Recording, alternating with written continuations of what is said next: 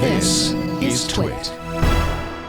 Well, earlier this year, Andy Rubin, the creator of Android, sort of abruptly stepped down from the team, and now another executive is on his way out. Hugo Barra, vice president of project management for Android, is leaving for a job as vice president of Xiaomi Global. Xiaomi is a Chinese company which builds Android phones and handles both hardware and software that runs on top of Android.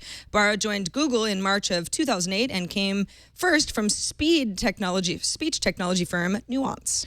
The feature creep in Twitter continues. Twitter has altered the way it shows conversations on its app and on the web. There's now a blue vertical line showing the tweets in your stream that are connected. You'll see up to 3 tweets in the conversation in your stream with the option to expand if you want to see the whole Yap Fest.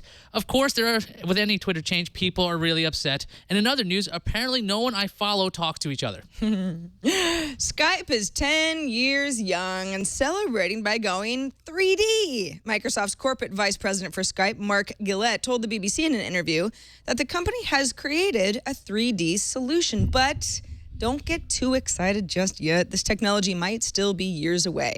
Gillette says that while many TVs and computers carry 3D capability, the capture devices are not yet there. Quote, as we work with that kind of technology, you have to add multiple cameras to your computer, precisely calibrate them, and point them at the right angle. You know, I miss talking about Twitter. So here's some more Twitter news. Yeah. Twitter just bought social TV tracking service Trender.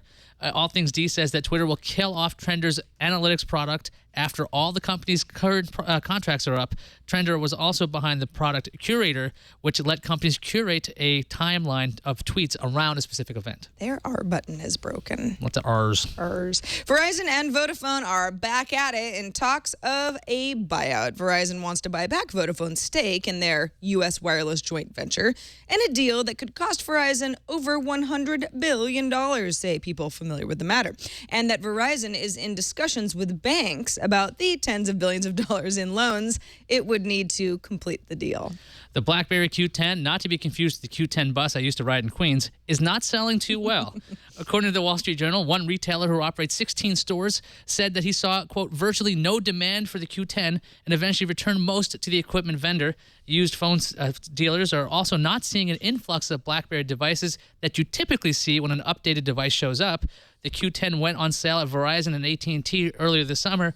BlackBerry hasn't disclosed any sales numbers on the Q10. T-Mo News reports that T-Mobile is planning blackout dates between September 20th and September 22nd, which, if true, sound very iPhone-related. This lines up with previous rumors that September 20th is a potential actual launch day for the next generation iPhone, whether it's called the 5S or something else. Or maybe it's related to a Note 3 launch, which is expected to be announced on September 4th. Does a Note 3 launch warrant an all-hands-on-deck situation at T-Mobile? If I had any money to bet, which I do not, I would go with Apple. But it's all wrists. Galaxy Gear Watch.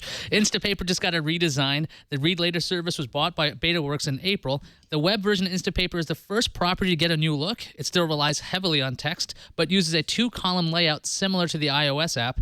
BetaWorks says to expect updated iOS and Android apps in the next coming weeks. Every company should be bought by BetaWorks. Just They take things really seriously, yeah.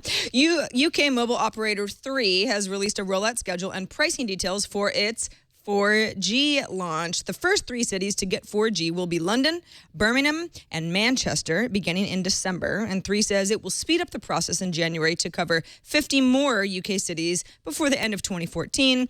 And eventually get to about 90% of the population by the end of 2015. Once 3's 4G service has been switched on in your town, if you live in the UK, an over-the-air software upgrade is all that's going to be required as long as you already have a 4G-capable phone. Because they are in the future, New Zealand has decided to ban software patents. A new bill passed by a vote of 117 to 4 that states a computer program is not an invention. This designation as not an invention would make programs ineligible for patent protection. However, processes are still patentable if the computer program is a way of implementing a patentable process.